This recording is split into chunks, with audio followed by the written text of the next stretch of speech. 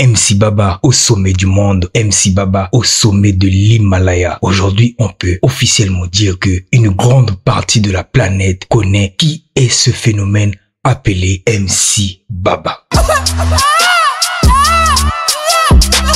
Et une question que je me pose, bénéficie-t-il de cette exposition? Je t'explique après le jingle. Il n'y a pas de jingle, c'est moi le jingle. Bref. Chaque artiste a un rêve, chaque artiste a un souhait. Mais l'un des rêves communs des artistes, sortir des albums à succès, gagner des prix prestigieux et atteindre une large audience. Aujourd'hui, la collaboration de Paten Maestro et MC Baba a atteint une audience incroyable. La majorité des créateurs de contenu, que ce soit sur TikTok, le Meta, sur X, Instagram, tout ce que tu veux mon ami, sortent le nom de MC Baba. Peu importe leur silence, ce qu'il faut savoir, c'est que les deux ne se parlent plus, les deux ne sont plus en contact. Et aujourd'hui, le son fait un succès de fou quelques mois après sa sortie. Parlons ici de l'ego. Un ego surdimensionné ou des conflits avec des collaborateurs peuvent mener à des ruptures professionnelles et à des occasions manquées. On peut dire que les deux sont en train de manquer une occasion incroyable. Prenons par exemple le cas de Paten. Quelles sont les raisons qui l'ont poussé à sortir ce son? Parce que en fait, les fans, les Congolais l'ont tellement mis la pression de sortir ce son. Et pour lui, c'était une collaboration qu'il a forcément négligée.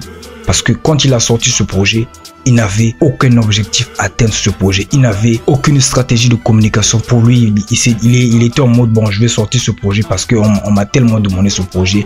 Allez-y, prenez ce projet.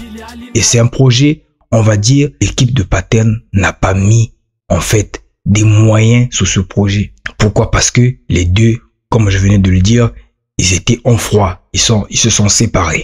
Dans la vie, peu importe ce qui se passe dans ta relation amicale, amoureuse, peut-être professionnelle, il faut aussi savoir s'humilier. Surtout quand tu es conscient que tu es l'auteur d'un problème.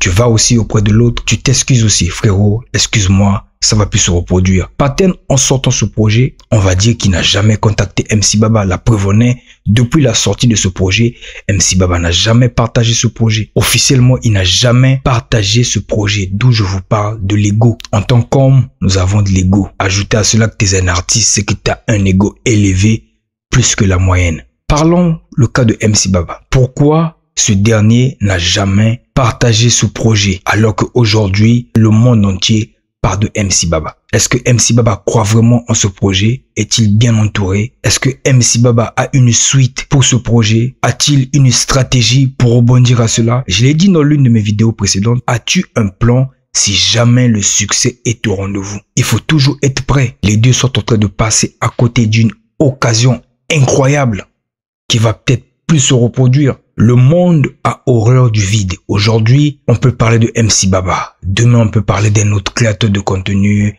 d'un autre artiste qui va sortir. C'est comme ça. Hier, c'était Aïcha Tremblay. Avant-hier, c'était Kabilam.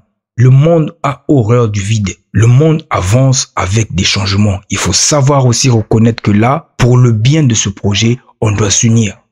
Avez-vous pensé aux gens qui ont travaillé avec vous sur ce projet? C'est des questions qu'il faut se poser.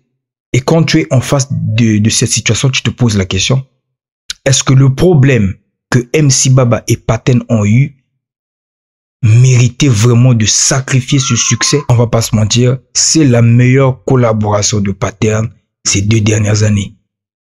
C'est vrai qu'il y a eu le feat avec Suspect 95, avec Gaz Mawete, mais les deux sons en termes d'impact n'a rien à voir avec ce son avec MC Baba. Comme quoi, le projet le plus négligé peut-être le projet le plus impactant.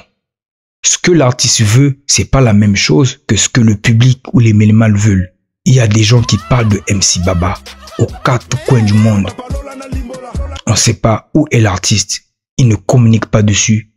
On ne sait pas c'est quoi son plan. Est-ce qu'il va vraiment ignorer ce succès? Va-t-il avoir encore cette occasion? Rappelez-vous, un ego trop important peut nuire au travail d'équipe et à la coopération. Car la personne peut avoir du mal à écouter les idées des autres, à reconnaître leur contribution. Les gars, c'est le moment de vous réconcilier. Vous n'aurez pas 2 fois la même chance. Je vois souvent les gens dire que non, s'il était dans un autre pays, il allait... Non, arrêtez. Ça, c'est des exemples des fainéants. Ça, c'est des idées faibles. C'est pas le pays qui fait un artiste. Ce sont les idées et les stratégies qui font un artiste. Aujourd'hui, cette collaboration nous a prouvé que tu peux être au Congo-Brazzaville, faire un son dans le studio le plus pourri, faire un clip à la hâte et finalement te retrouver au sommet du monde. Je n'ai pas dit que ce soit été enregistré dans un studio pourri. Attention, c'est un exemple. Je répète, c'est pas le pays qui fait un artiste. Ce sont les stratégies, les idées et surtout les objectifs que tu t'imposes. Après plusieurs années, on va toujours se rappeler de ce moment qu'il y a eu autrefois un phénomène